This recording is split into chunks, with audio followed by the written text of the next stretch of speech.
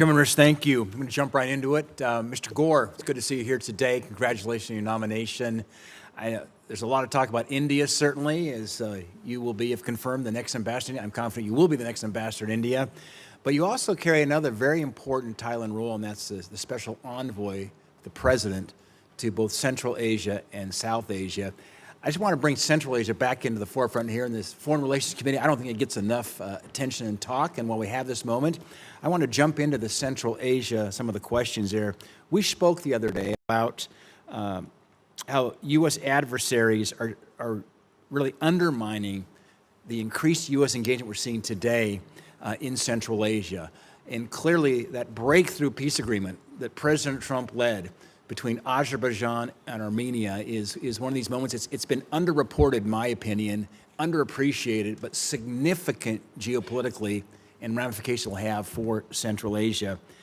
The question for you, Mr. Gore, is how important is it to show our allies in Central Asia that the United States is turning the page from the last administration and now looking towards real investments and stronger cooperation in the region? Senator, thank you for your question. It is vitally important, and I want to commend you.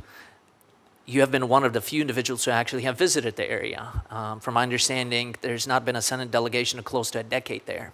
And so when the president announced me as the special envoy to the region, we've actually gotten outreach from some of those foreign ministers, including some of the presidents from those countries. And for far too long, they have felt ignored by both administrations. And so we are fully engaged with those nations. The president has already spoken to some of those individual leaders over the last week alone. He will be meeting with additional leaders during his time at the UN. And so we're fully committed to bringing them into the fold. And for the longest time, they frankly have been ignored. So if I'm able to do my small part, should I be confirmed in bringing them in, we'd be thrilled by that. Thank you, Mr. Gore. And having visited all 5 of the Central Asian countries in the last 18 months, met with the presidents of each in their respective capitals, there was one common thread. There were several common threads, but one was their great respect and appreciation of President Trump. They truly want to engage. They think so highly of the president. It's a great opportunity for us, and I'm grateful to see both the president and yourself engaging more now in Central Asia. I appreciate that, Senator. In fact, we're actively planning a trip, the Deputy Secretary and I, Chris Landau, in October to visit possibly 3 or 4 of those countries. So we're fully committed to that relationship. And one of the specific issues that always gets brought up is certainly the outdated policies of Jackson Vanik.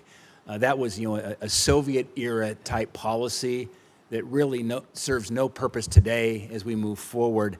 Senator Chris Murphy and I have been working on this in Congress in a bipartisan way to repeal it, and I look forward to working with you in your special envoy capacity of Central Asia to see if we can get Jackson Vanik repealed. We're working that with the chairman as well.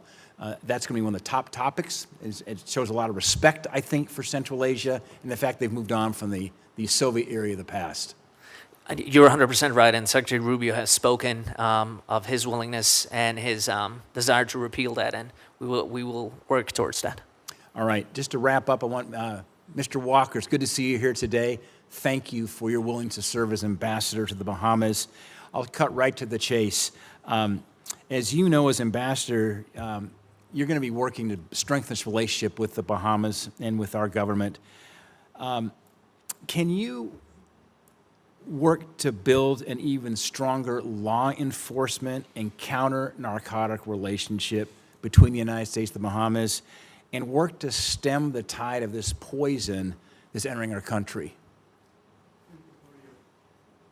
Thank you for your question, Senator. One of the things that I put a lot of pride in myself is bringing people together and working with law enforcement. And I feel that if you can get law enforcement to communicate with each other and know how important that they are, and I feel that that's the most important thing, is to make all the law enforcement feel that they're important. I think they've gotten so much negative that now I love to make them know that they're important. They're the reason why, and I can build a championship team if we're all working together. And I can commit to that I can get them to know how important that they will be in the Bahamas and getting things done. Mr. Walker, thank you. I'm confident you'll build another championship team there in the Bahamas. So thanks for your service. Mr. Chairman, I'll yield back to you.